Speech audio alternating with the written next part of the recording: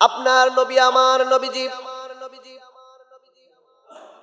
মজলিসের মধ্যে এক ইয়াতিম বালক এসে বললেন, ইয়া রাসূলুল্লাহ, নবী গো, আমার বাবা দুনিয়া থেকে বিদায় গ্রহণ করেছেন।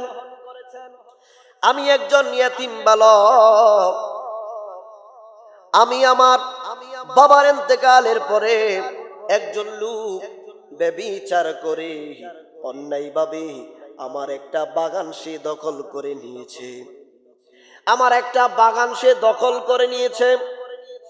যুবকটা কাঁদতে কাঁদতে নবীজির কদম মুবারকে বেহুশ হয়ে যাওয়ার মতো, নবী গো, আমার দুনিয়ার মধ্যে আমাকে দেখার মতো কেউ নাই। নবী গো, আপনি যদি এটা নজরদারির মধ্যে নিতেন।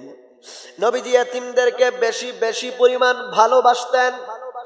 এতিমদের মাথার উপরে যখন আপনি হাত বুলায়া আপনি তাকে একটু আদর করে দিবেন, আমার আল্লাহ আমার আপনার প্রতি খুশি হয়ে যাবে।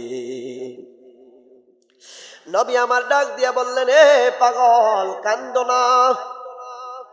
নবী গো, আমার একটা বাগান অমুক লোক জোর জবরদস্তি করে অন্যায়ভাবে আমার বাগানটা সে ছিনিয়ে নিচ্ছে, দখলদারি করে নিচ্ছে। নবী গো, একটু যদি আপনি নজরদারি করতেন। নবীজি সাহাবীদেরকে ডাক দিলেন। সাহাবীদেরকে বললেন, এ সাহাবীরা, যে লোকটার কথা এই এতিম বালকটা বলছে, এই লোকটাকে আমি রাসূলুল্লাহর কদমের মধ্যে হাজির করার ব্যবস্থা করো। নবীজির সাহাবা কেরাম নবীজিকে বড়ই ভালোবাসতেন। ইয়া রাসূলুল্লাহ, নবী গো, আপনি হুকুম করেছেন, আমরা সাহাবীরা কি বসে থাকতে পারি? নবীর সাহাবীগণ ওই লোকটার খোঁজ নিতে নিতে লোকটাকে পেয়ে গেলেন। লোকটাকে পাওয়ার পরে নবীজি সাহাবীরা ওই লোকটাকে বললেন, নবীজির কদমে যাওয়ার জন্য নবীজি তোমাকে আহ্বান করেছেন। এই লোকটা ডাক দিয়া কয়, জগৎবাসীরা শুনো, আমি নবীজির কদম মুবারকে সঙ্গে সঙ্গে চলে গেলাম, নবীজিকে সালাম আরজ করলাম। নবীজি ডাক দিয়ে বললেন, এ পাগলা, এই এতিম বালকের সম্পদ বাগানটা তুমি অন্যায়ভাবে তুমি কেন দখলদারিত্ব নিয়েছ? তুমি তার জমিনটা বাগানটা তাকে দিয়ে দাও। এই লোকটা আরজ করলো, নবী গো, এই যুবকটা যে বাগানের কথা বলতেছে, এই বাগানটা মূলত তার না, বাগানটা মূলত আমার। নবী গো, আপনি যদি একটু নজরদারি করতেন।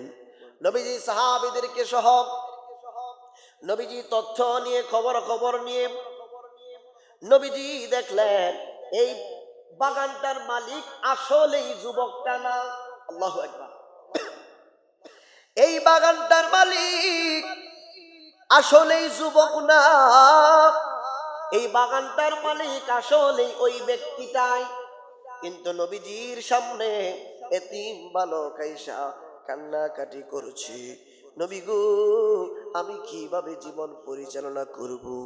আমার তো বাগানটা না হলে আমি জীবন পরিচালনা করতে পারবো না। ইয়া রাসূলুল্লাহ, নবী গো, আপনি তো সঠিক সিদ্ধান্তকারী, আপনি তো সঠিক সমাধান দিতে পারবেন।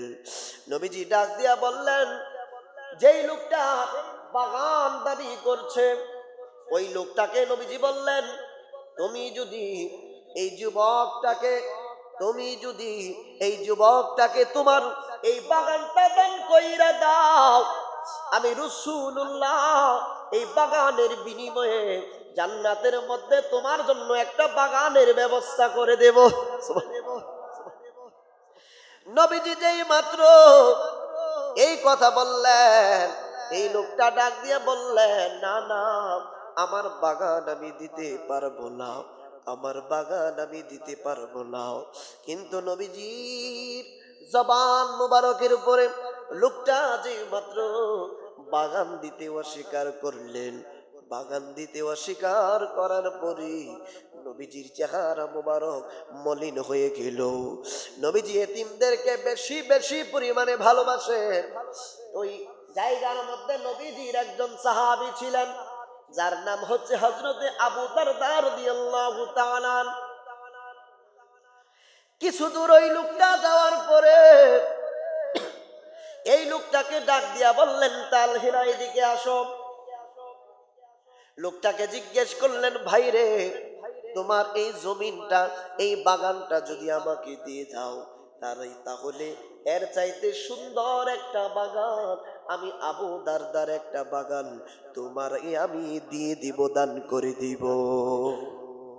এই জমিন বাগানটা যদি আমাকে দিয়ে দাও, তাহলে তোমাকে এর চাইতে সুন্দর একটা বাগান আমি তোমাকে দিয়ে দিব এটার পরিবর্তে। সুবহানাল্লাহ।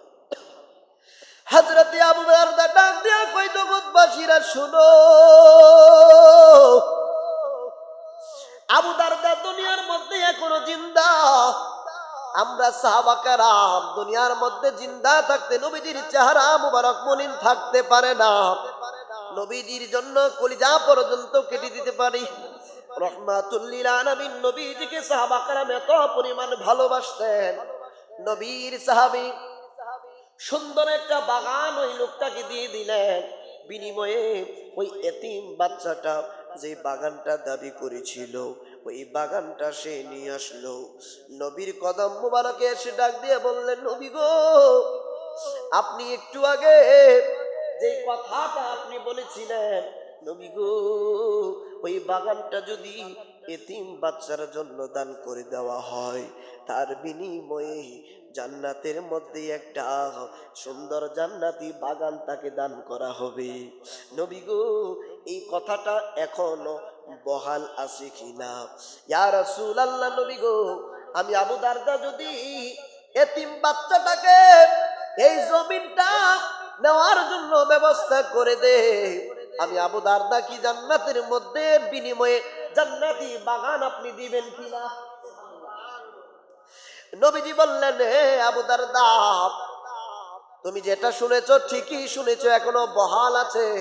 তুমি যদি আল্লাহ এবং তার রাসূলের মহব্বতে এই বাগানটা এতিম বাচ্চাকে দান করে দাও, ইহার বিনিময়ে আল্লাহর জান্নাত থেকে আল্লাহর জান্নাতি একটা বাগান তোমার নামে দান করে দেওয়া হবে।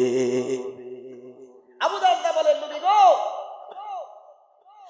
আমি আমার অন্য একটা বাগানের উত্তম শ্রেষ্ঠ একটা বাগানের বিনিময়ে ওই বাগানটা আমি খরিদ করেছি ওই লোকটার কাছ থেকে।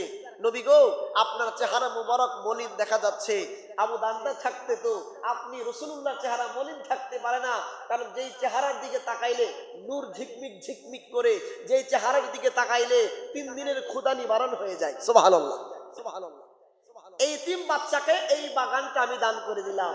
রাসূল পাক সাল্লাল্লাহু আলাইহি ওয়াসাল্লাম সাথে সাথে বললেন, তুমি এই জান্নাত, এই বাগানটা দান করে দিলা, কিয়ামতের ময়দানের পরে জান্নাতের ভিতরে এটার বিনিময়ে আল্লাহ তোমাকে জান্নাতের মধ্যে একটা বাগান দান করে দিবে। তাহলে বুঝা গেল নবীজি এতিমদেরকে বেশি বেশি পরিমাণ ভালোবাসতেন।